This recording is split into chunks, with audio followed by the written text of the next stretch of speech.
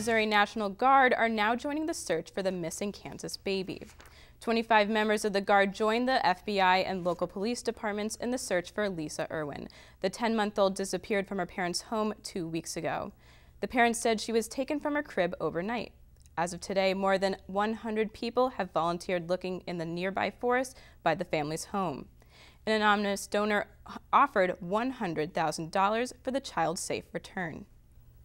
On Sunday, IndyCar driver Dan Wheldon died in a 15-car pileup. Wheldon's car flew over another and smashed into the catch fence. CNN's Greg Black has more on the story. This is the crash that killed two-time Indy 500 winner Dan Wheldon.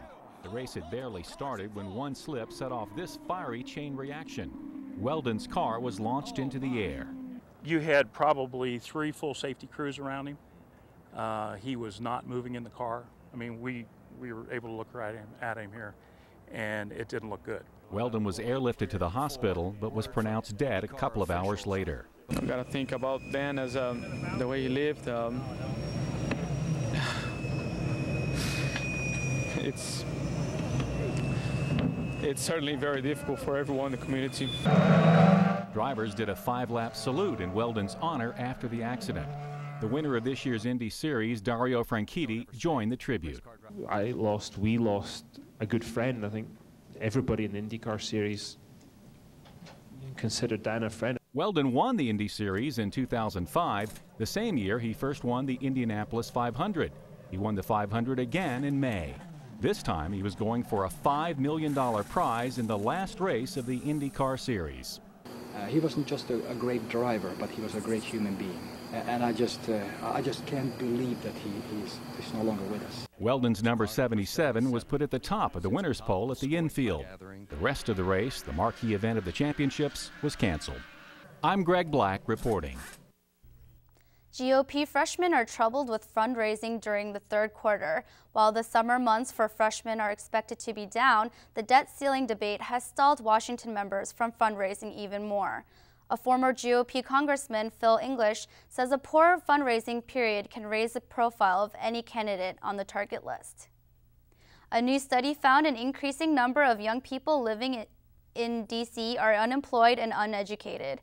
The study from the Brookings Institute is suggesting how D.C. public schools can fix the problem. Sarah Parnes has the story. Brookings Institute released a study at the beginning of the month that says more than a quarter of people aged 16 to 24 living in D.C. are out of school and making less than $22,000 a year. The study says D.C. should try to equip 90% of its youth with a college degree and a full-time job by 2022.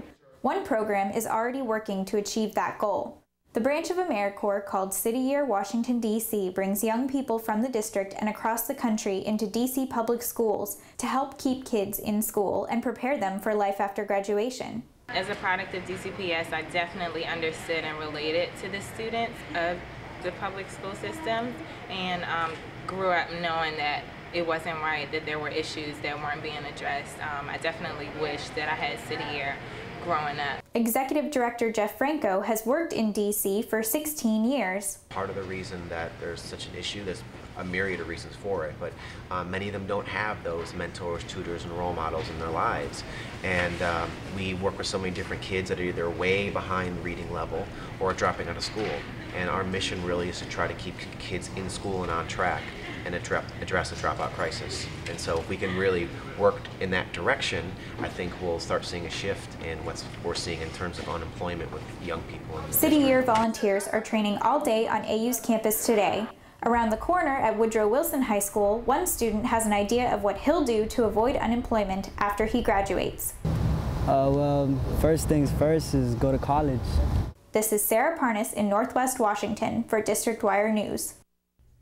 Pot smokers, be aware, your ability to drive may be worse than you think.